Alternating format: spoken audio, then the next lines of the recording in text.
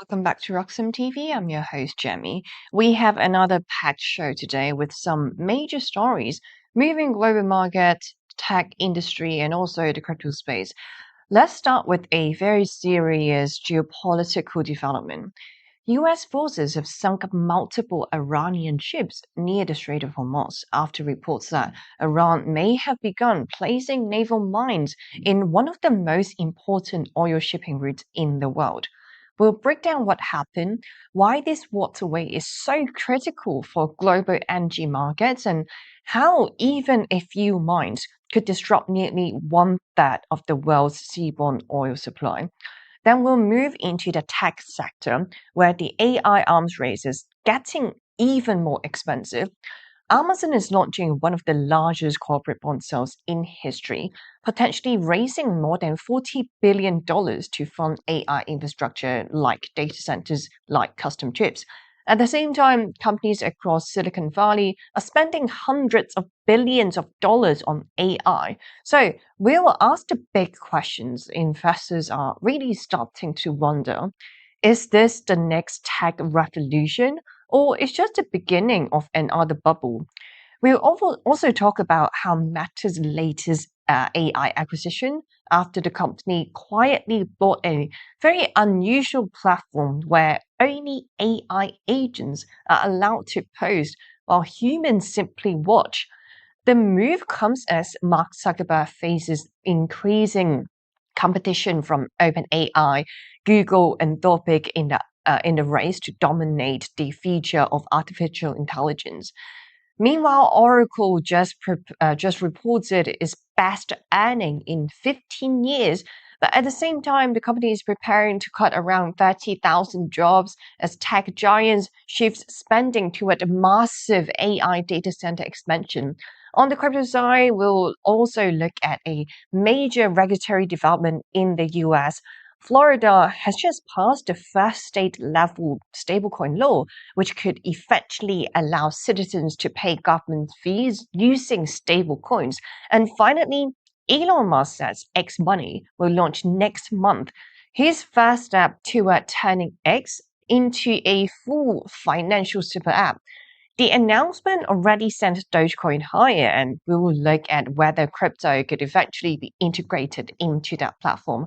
And of course, later in the show, we dive into some Bitcoin charts, some TA to see what the market is doing right now and what the market is signaling. So, a lot to cover. Without further ado, let's get started with our first news of today. So, a major geopolitical development that could impact global energy markets. So, US forces have sunk several Iranian vessels, including 16 ships believed to be used for laying naval mines near the Strait of Hormuz. This comes after reports that Iran may have started placing mines in the waterway, like one of the most important oil shipping routes in the world. According to the US Central Command, the operation targeted vessels suspected of preparing to mine the strait. So the military action followed a very strong warning from US President Donald Trump himself. In a message posted online, Donald Trump said that if Iran had placed mines in the Strait of Hormuz, they must remove them immediately. He warned that if the mines are not removed, the military consequences would be at a level never seen before. However, he also said that if Iran removes the mines, it could become a very positive step toward reducing those tensions. Now, talking about the Strait of Hormuz, this is an extremely important route for the entire global economy. So, this is the Strait of Hormuz. It's located between Iran and then Oman. It's down here. It's one of the world's most critical oil shipping routes. In 2025, about 30 million barrels of oil per day passed through this really narrow strait. That represents roughly 31% of global seaborne oil shipments. So even a very small disruption in this such narrow waterway, it can have a huge impact on global energy prices. Reports suggest that Iran may have deployed only a very small amount of mines so far, but experts say that even a few naval mines can disrupt shipping. That's because the presence of mines increase insurance costs for tankers and raises safety risks for ships passing through the waterway, the area.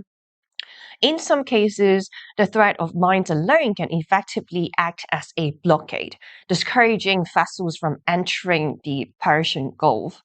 So, speaking of this impact, of course, we have to look at the oil price.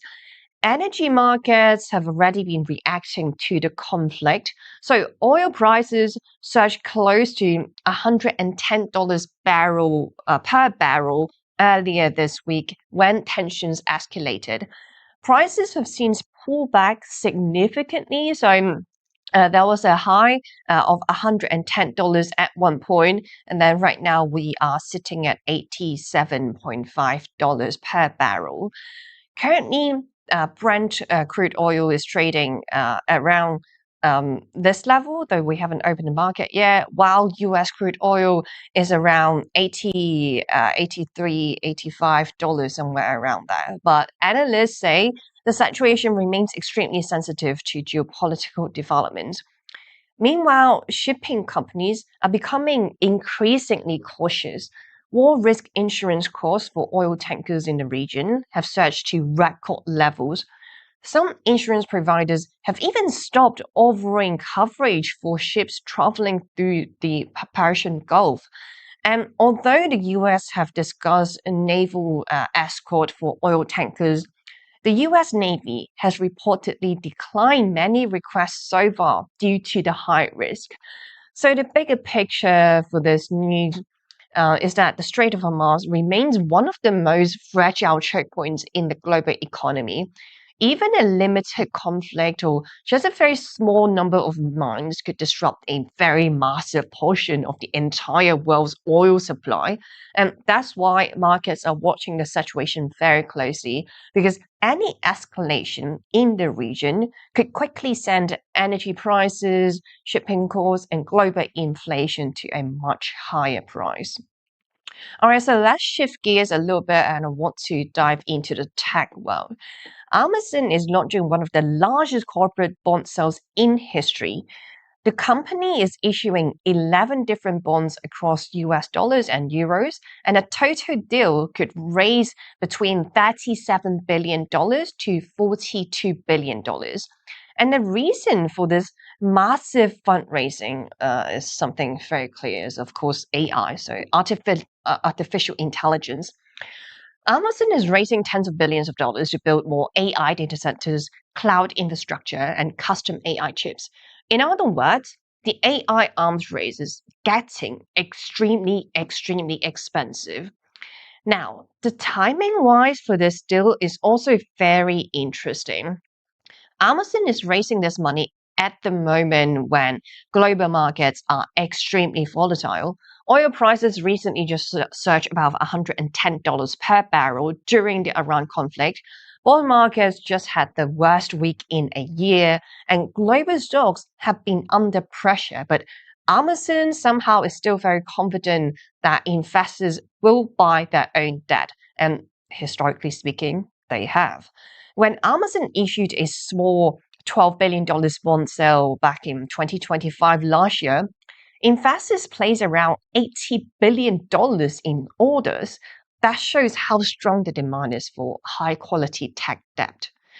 Investors see companies like Amazon's as a very relatively safe, especially because of AWS's cloud computing division. The scale of Amazon spending is also staggering. The company expects to spend around $200 billion in capital investment in 2026 alone. Most of their money is going to new AI data centers, custom AI chips like Trainium and Graphiton. So expanding and also cloud computing capacity as well. So Amazon also plans to double its cloud capacity by 2027. AWS alone generated $35 billion in revenue last quarter, growing more than 24% year over year. And Amazon is making huge commitment globally. The company has already announced, first of all, $50 billion for AI infrastructure for government customers, another $38 billion partnership with OpenAI, $18 billion data center expansion in Spain, and $30 billion in new infrastructure across the United States.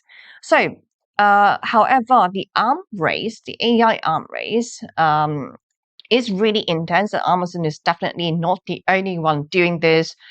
Across the tech region, companies are racing to build AI infrastructure. The biggest tech companies, including Amazon, Google, Microsoft, Meta, and Oracle, are expected to spend a combined of $630 billion on capital investment in 2026.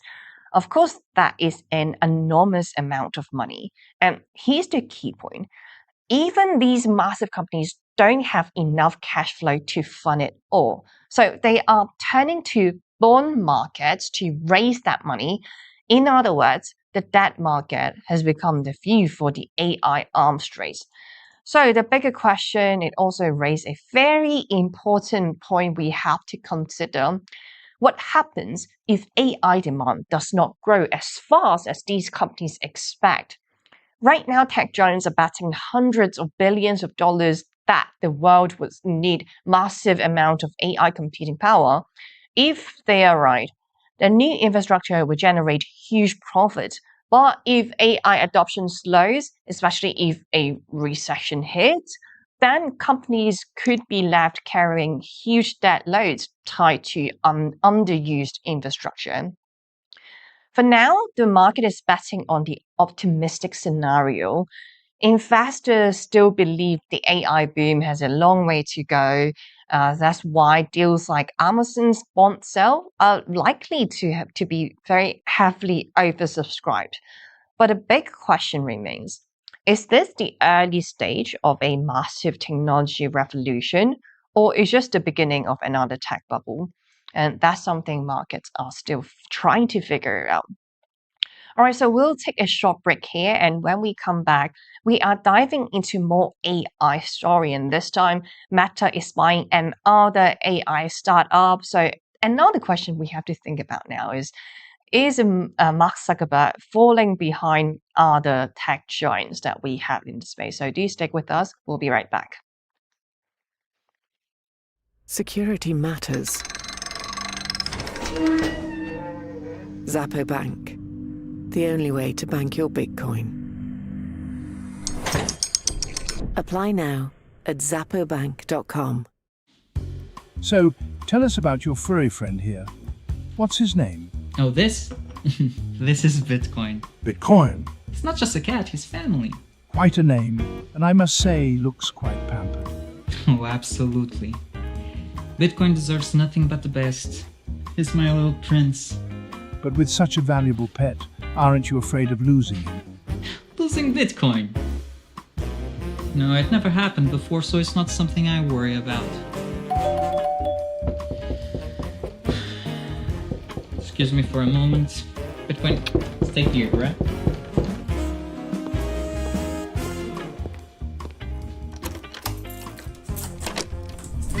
Bitcoin, no!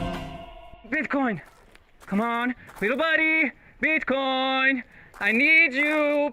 Don't go.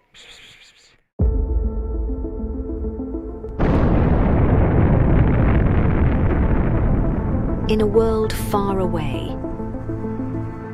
Nah, just kidding. This story begins in this world. It all started in 1460 in Antwerp, when the first commodities exchange was created, but the real transformation came in 1602, when the Amsterdam Stock Exchange was founded. Considered the oldest in the world, it was the first to trade financial assets. Over the years, Britain expanded its colonial and maritime influence, and the British pound sterling overtook the Dutch guilder in the market. Thus, the London Stock Exchange became the financial centre of the world. The 20th century came, and the world got into some trouble.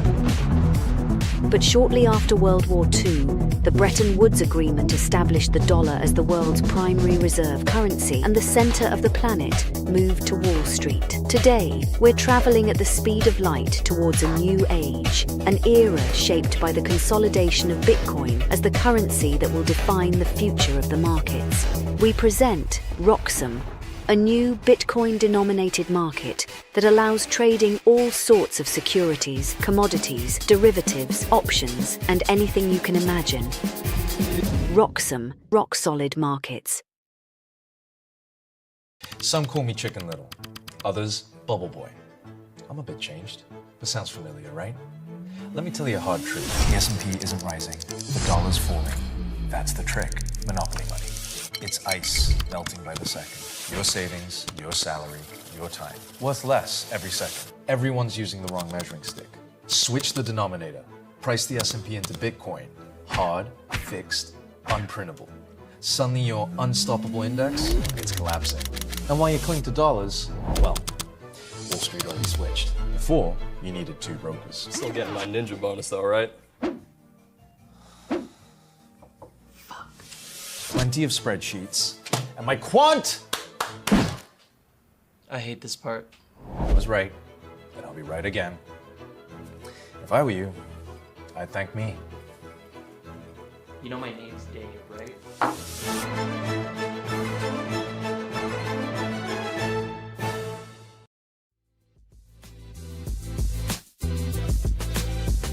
Around with us after the break. We're now diving into Meta and also Mark Zuckerberg because there is a very interesting move that pulled by the Meta team. So the company has quietly bought another AI related platform called Moltbook. The price has not been disclosed yet, so here's what it looks like. Another lobster logo. Seems like people are very into lobsters these days. I don't know why.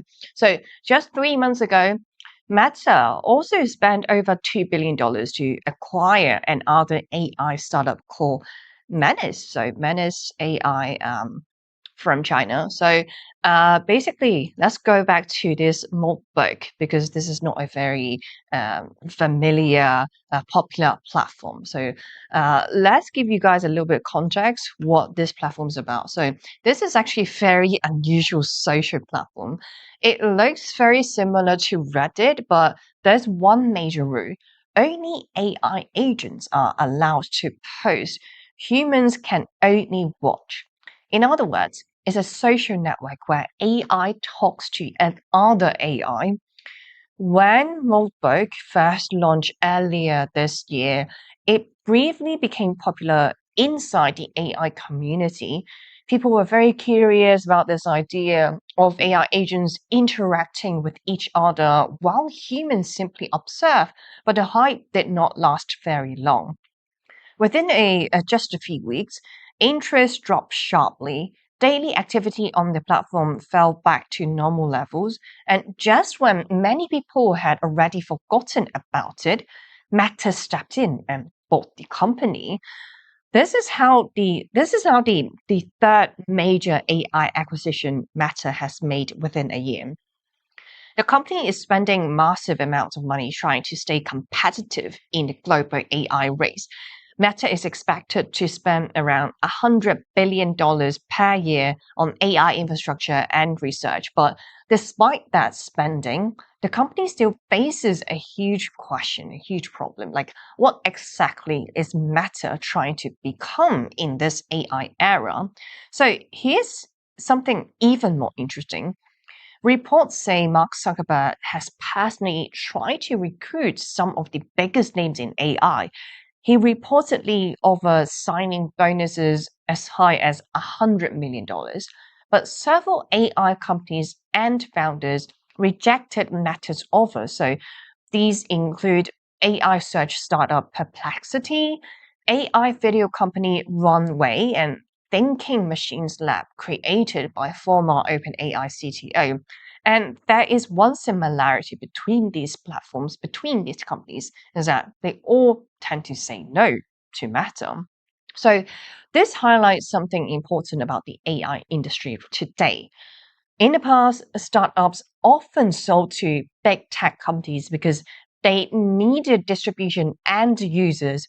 For example, when Facebook bought Instagram in 2012 for $1 billion, Instagram had only 13 employees and 30 million users, but Facebook could instantly scale that platform to hundreds of millions of users. Today, the situation is looking very different though. AI startups often already have global attention, strong funding, and independent visions. Many founders no longer want to sell their companies to big tech platforms. What they want to do is to build their own AI ecosystems. Meanwhile, Meta's competitors are moving very quickly. OpenAI recently hired Peter Steenbergen, who's the developer behind an open source AI agent framework called OpenClaw. I'm sure a lot of you guys are very familiar with that word. That framework quickly became one of the most important tools in the AI agent ecosystem. Interestingly, Meta also tried to recruit him, but he chose OpenAI instead. So the bigger picture, what we're seeing right now is a massive talent war in the AI industry. Companies like Meta, like OpenAI or Google or Microsoft are competing not just for the technology, but for the people who can build the future of AI. And Meta is clearly trying to catch up through acquisitions. But the big question is whether buying smaller projects like Moltboek will actually help the company compete with the biggest players in the AI race. Because right now, the companies setting the direction of AI are still OpenAI, Google, and Anthropic. And Meta is still trying to figure out where it fits into the future. All right, so speaking of more AI news, we also have Oracle, and it kind of shows the strange reality of the AI boom. Oracle just reported one of its best earning reports in 15 years. Revenue reached $17.2 billion, which is up 22% year over year. Its cloud business also jumped 44%. And one of the most eye-catching numbers was its remaining contract backlog, also known as RPO. That number reached $553 billion, which is up 325% from last year. Investors, of course, loved the report. After the announcement, Oracle stock jumped more than 10% in after-hours trading. So everything sounds great, right? Well, not exactly, because at the same time, Oracle is reportedly preparing to lay off around 30,000 employees. So what's the issue? Let's get down to the financials.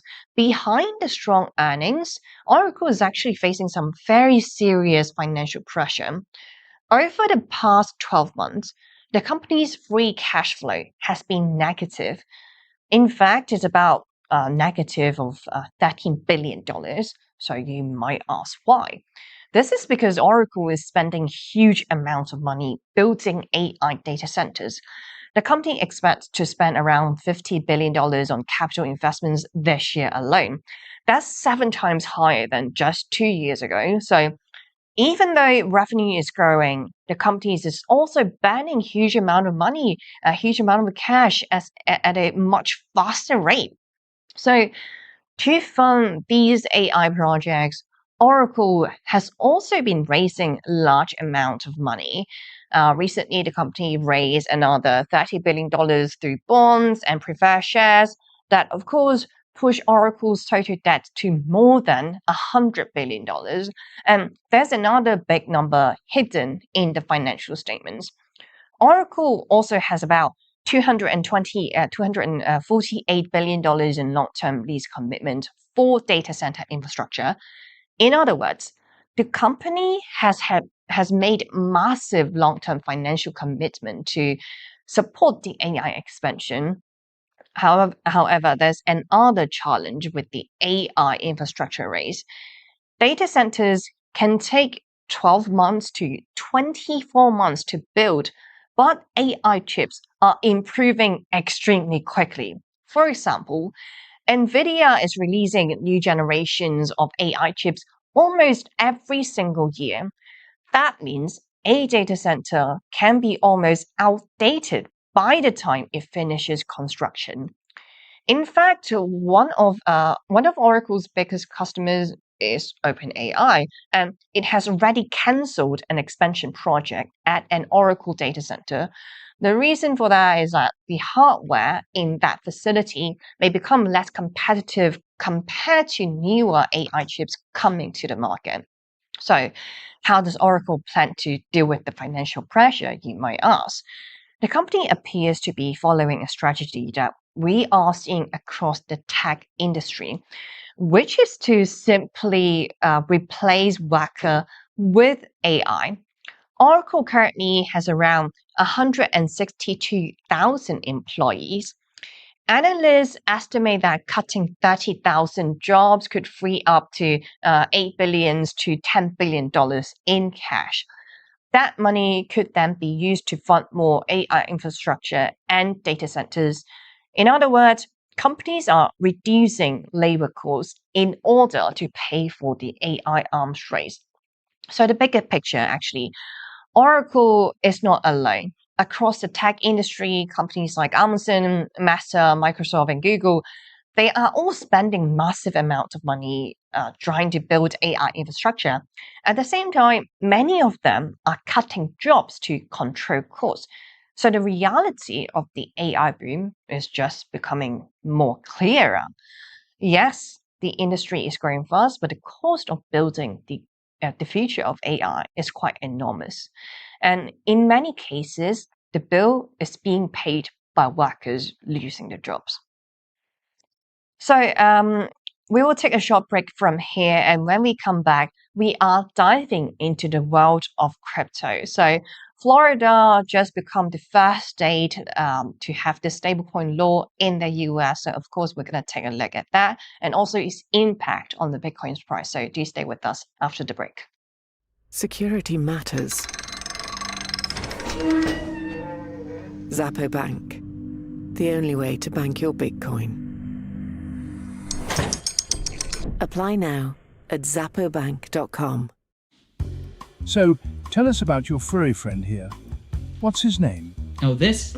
This is Bitcoin. Bitcoin. It's not just a cat, he's family. Quite a name, and I must say, looks quite pampered. Oh, absolutely. Bitcoin deserves nothing but the best. He's my little prince. But with such a valuable pet, aren't you afraid of losing him? Losing Bitcoin? No, it never happened before, so it's not something I worry about. Excuse me for a moment. Bitcoin, stay here, right?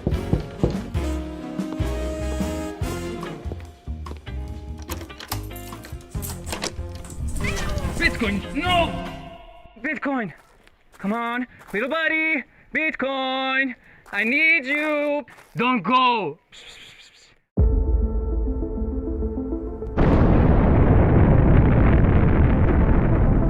In a world far away. Nah, just kidding. This story begins in this world. It all started in 1460 in Antwerp, when the first commodities exchange was created, but the real transformation came in 1602, when the Amsterdam Stock Exchange was founded. Considered the oldest in the world, it was the first to trade financial assets. Over the years, Britain expanded its colonial and maritime influence, and the British pound sterling overtook the Dutch guilder in the market. Thus, the London Stock Exchange became the financial centre of the world. The 20th century came, and the world got into some trouble. But shortly after World War II, the Bretton Woods Agreement established the dollar as the world's primary reserve currency, and the centre of the planet moved to Wall Street. Today, we're travelling at the speed of light towards a new age, an era shaped by the consolidation of Bitcoin as the currency that will define the future of the markets. We present Roxum, a new Bitcoin-denominated market that allows trading all sorts of securities, commodities, derivatives, options, and anything you can imagine. Rocksome, rock-solid markets. Some call me Chicken Little, others Bubble Boy. I'm a bit changed, but sounds familiar, right? Let me tell you a hard truth. The S&P isn't rising, the dollar's falling. That's the trick. Monopoly money. It's ice melting by the second. Your savings, your salary, your time. Worth less every second. Everyone's using the wrong measuring stick. Switch the denominator. Price the S&P into Bitcoin. Hard, fixed, unprintable. Suddenly your unstoppable index, it's collapsing. And while you cling to dollars, well, Wall Street already switched. Before, you needed 2 brokers. Still getting my ninja bonus though, right? Plenty of spreadsheets. And my quant! I hate this part. I was right, and I'll be right again. If I were you, I'd thank me. You know my name's Dave, right?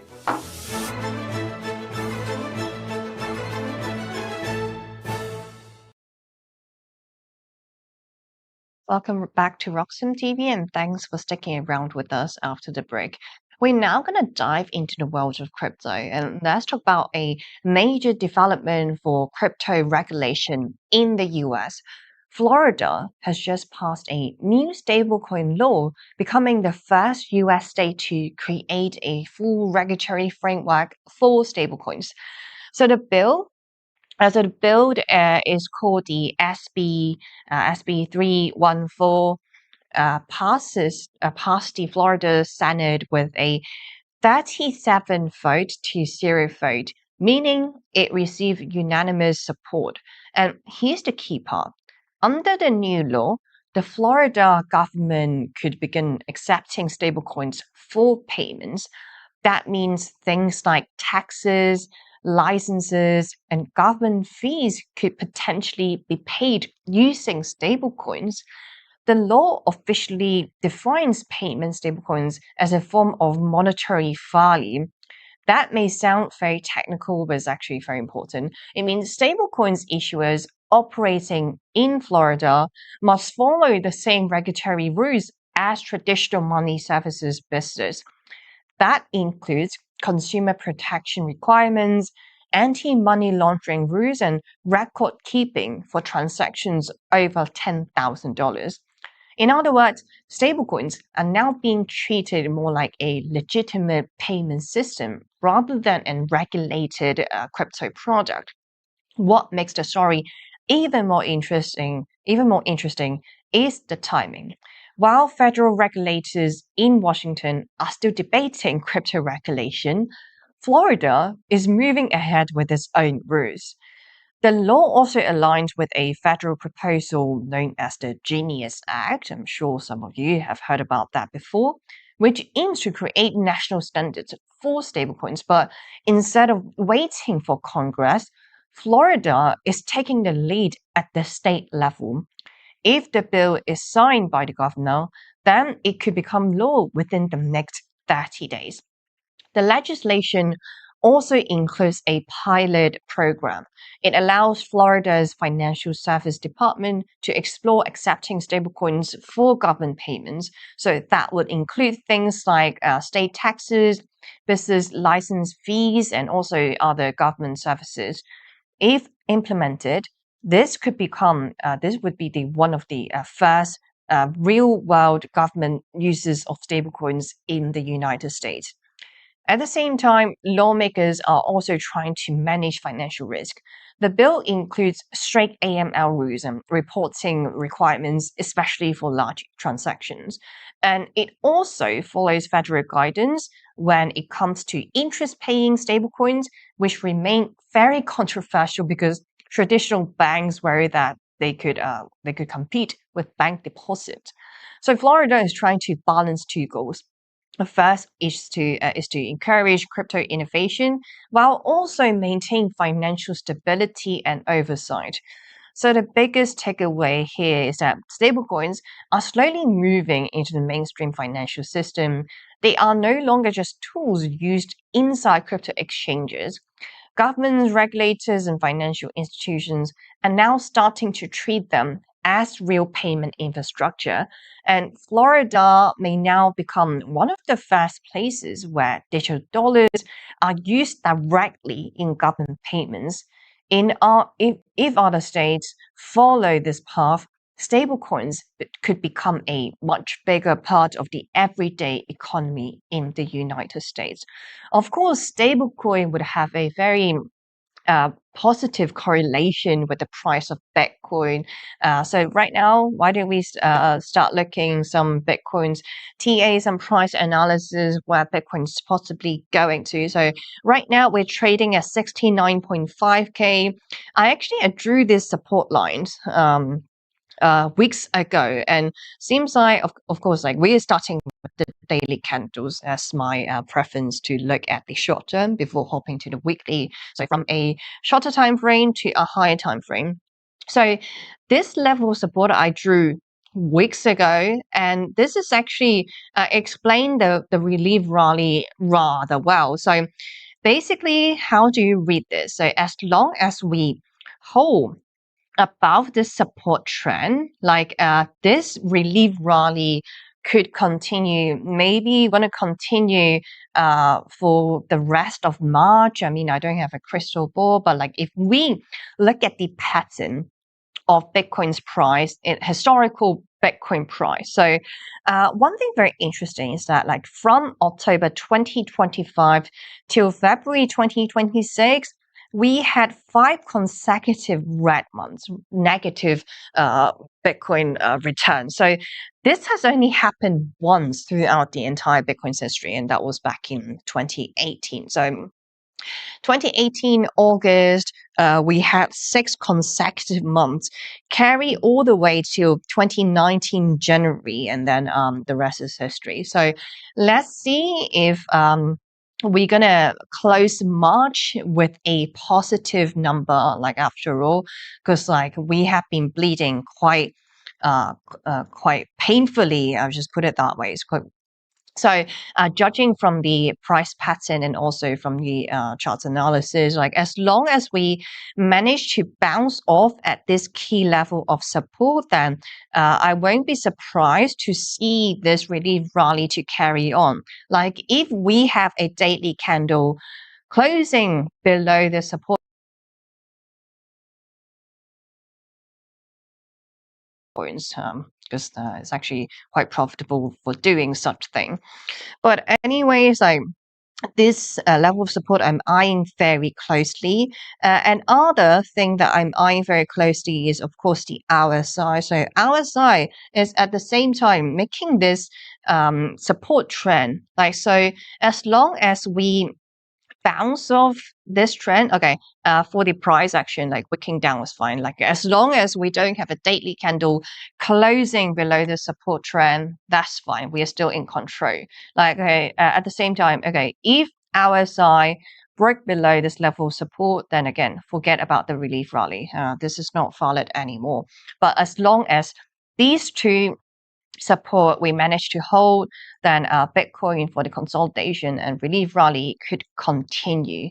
And however, saying this though, there is still huge resistance I'm eyeing between 77 or 78K to 80K. There's huge resistance. So let's see how well we manage to have this like relief rally after all.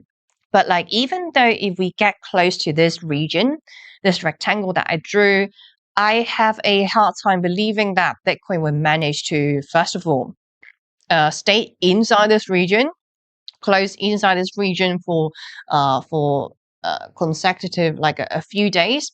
Second of all, I do not think that closing above or wicking above these level is basically still very probable in my opinion, because like the reason why I'll put it this way is like okay, the bear flag, as I mentioned, if we take the length of the bear flag, and if we go to the breakout point, which happened, that was back in 29th of January. So if we go to the breakout point, we will get a magical number of $44,000, somewhere around that. Like this, I'm not saying this is going to be the cycle bottom, but like based on the bear flag, I'm setting these critical levels. So I'm setting a few buy orders at around like $44,000. I also have some buy orders around $57,000.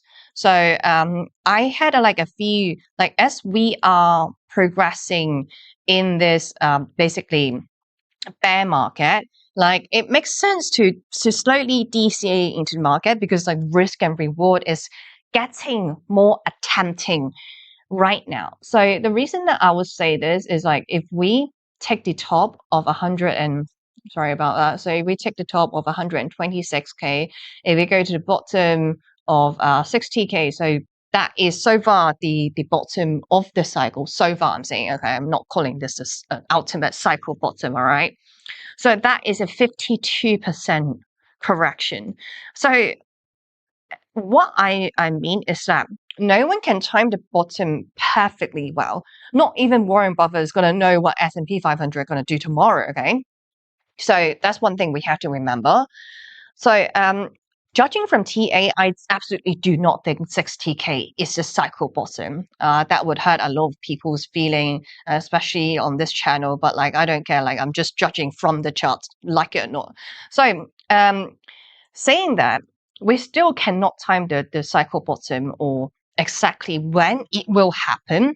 We have a rough measurement based on the 4-year cycle. So based on the 4-year cycle, we're going to see the, actually, let's pull up the chart right here. So based on the 4-year cycle, the cycle bottom going to happen till 5th of October 2026. So in other words, there's still some time ahead of us. So but right now, like having these relief rally in a bear market is actually extremely normal. I mean, we're not going to go straight to hell in a few just daily candles, right? Or it's going to take months and also going to take weeks. So that's why I spotted. But like since there is a rough measurement estimation of 5th of October 2026, and judging from TA, $44,000 is a very interesting point.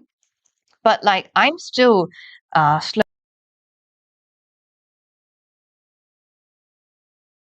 these guys don't front run me. So like my critical level, like one purchase is $57,000, another one is $44,000.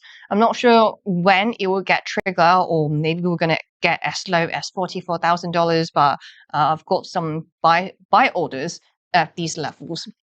So yeah, point being, so after doing the daily, I actually hop on to the weekly. So the reason why I would say like buying right now, it makes sense, because like we have dropped 52% already. Like what's more for another 30% drop, right? Like it couldn't get like far worse than what we have already seen, especially if you guys have been around. So like getting into Bitcoin at like 50% discount, that's not a bad deal, though we might not call the cycle bottom perfectly well. So that's why that's my strategy right now. So like got a different buy orders around this level, or maybe like even 69k.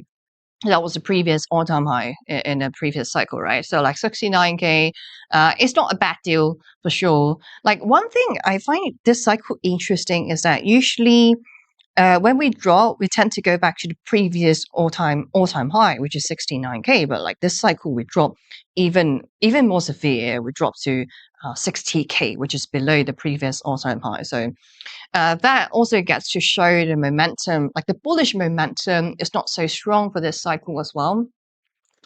So like another concerning fact, like it's not just a 4-year cycle that I'm eyeing why I'm being more cautiously bullish. I mean, I'm buying after all, right? I'm not like ultimate bear. So like the reason why I'm being very cautious, or sometimes I'm shorting the altcoins, is that, okay, if we go to, we're now on the weekly chart, so we're building on that time frame. So weekly candles, I would like to pull out the Ichimoku cloud, this is the Ichimoku cloud, and this time is all right. So this time, what I've done here is that I've put the baseline, so meaning the red line here. So usually on this channel, we're just looking at the leading span A and also leading span B, which is like a cushion. So what you mean by the cloud is like basically like this looks like a cloud, right? So this is like a cushion. What this cushion does is support and resistance. It depends where Bitcoin is trading. So when Bitcoin's price is above this cushion acts as support. But right now, the case is we went below the cushion. So this cushion right now becomes the resistance. So one very concerning fact that I have spotted just recently is that the baseline, so the red line, right now, we are crossing the cloud that we've been building up. So we are heading lower. So if we break this cloud, that means there will tend to be more pain ahead. So if we break the span B, the baseline breaking the span B, that means there is lower to go. So the reason why I'll say this, because last time when that happened, okay, let me zoom out a little bit. So last time when that happened, let's take a look at the previous bear cycles, the bear market. So in 2022 in May, this baseline, we went below the Ichimoku cloud. So after that, like right here is, that's horrible drawing. Okay, let me do that again. So let's pull out the vertical line. So right here, when the line crossed the Ichimoku cloud and went below, the Bitcoin went even lower. So like if we take from 30K, and if we take the absolutely cycle bottom, we drop another 49% from 30K. So that was absolutely very, very painful to watch as well. So if we go back to even 2018, so that's what we're going to do again. So if we do the vertical line to the breakup point, when baseline drop below the leading span B, that is like if we measure how low Bitcoin went, so from here to an absolute cycle bottom, that is another 51% or 52% correction. So point being, this is another very, very bearish signal that I've spotted from the Ichimoku cloud. So that, I mean, kind of like aligned with just magically aligned with the 4-year cycle, I would say. So people get very upset when I look at the 4-year cycle, because I know it's very controversial. Like, okay, the reward, the mining reward cutting in half is just like the effect going to get smaller, but like somehow the math is just like working very well. Like a TA is working very well in my favor. So like at the end of the day, I'm just trading with the trend, because trend is your friend. All right, so that's one thing. And if we okay, let's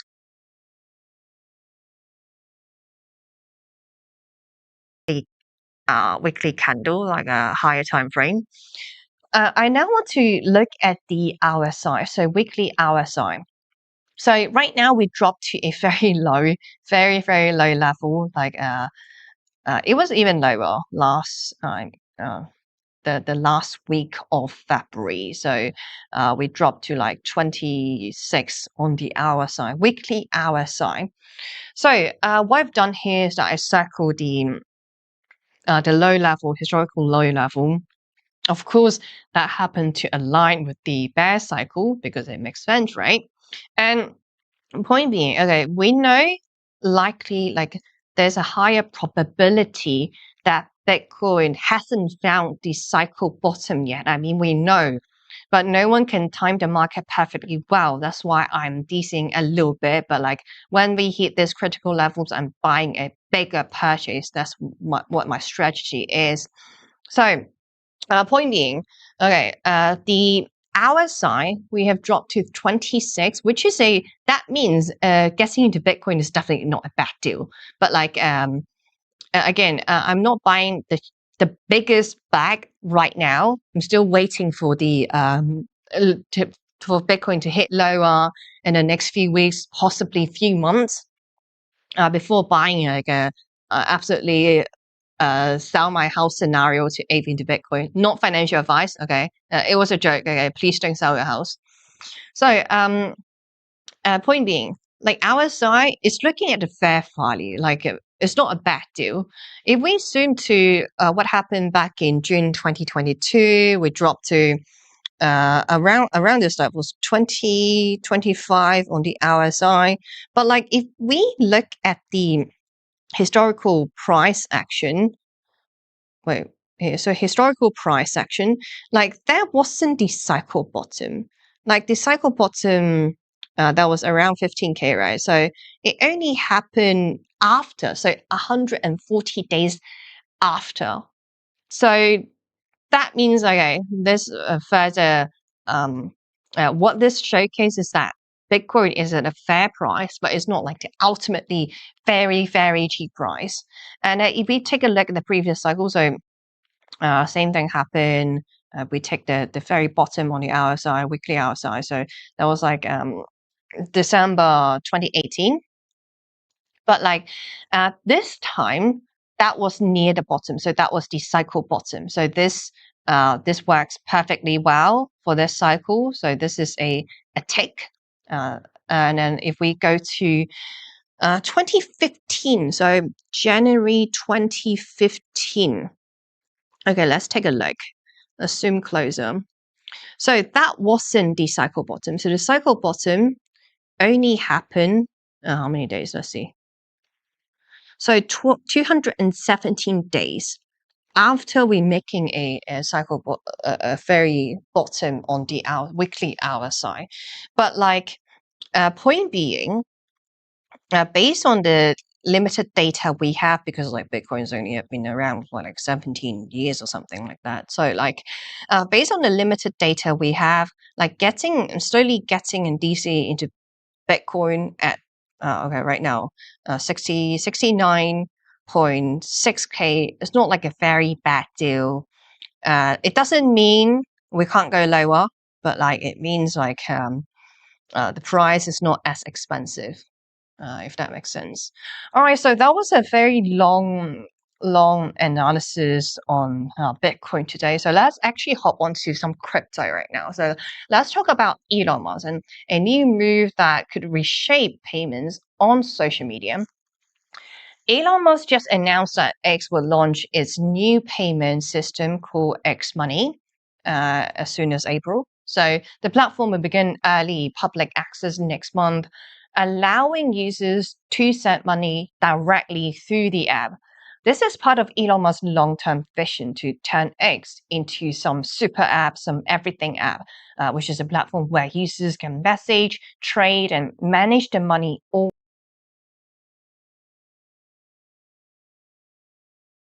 money, you might ask.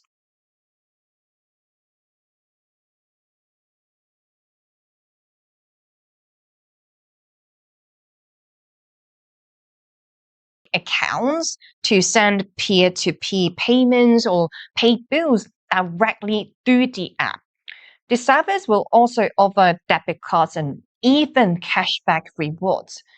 According to early details, users may also earn up to 6% yield on balances stored inside the wallet. The system is launching in partnership with Visa, and the company has ready secure payment licenses in more than 40 states, so 40 US states. At first, the systems will mainly use traditional fiat currencies, but Elon Musk say crypto could be added later this year. So of course, like attention that we are turning to is of course Dogecoin. Like after Elon Musk's announcement, the upcoming launch of X Money, Dogecoin jumped about 4% in price. So Dogecoin briefly traded around $0.094, breaking out of a recent consolidation range. Part of the move came from short sellers being liquidated. So according to market data, roughly $4 million in short roughly $4 million in short positions were forced to close, creating a small short squeeze that pushed price higher. There's actually a chart here comparing different assets. So Dogecoin, of course, sitting at the bottom. This is comparing to past year performance. So Dogecoin is down 44%. Bitcoin is also down 16%, but like ETH is up 5% because like Ethereum is more like a stablecoin anyway. So point being for this news, will Ethereum be integrated?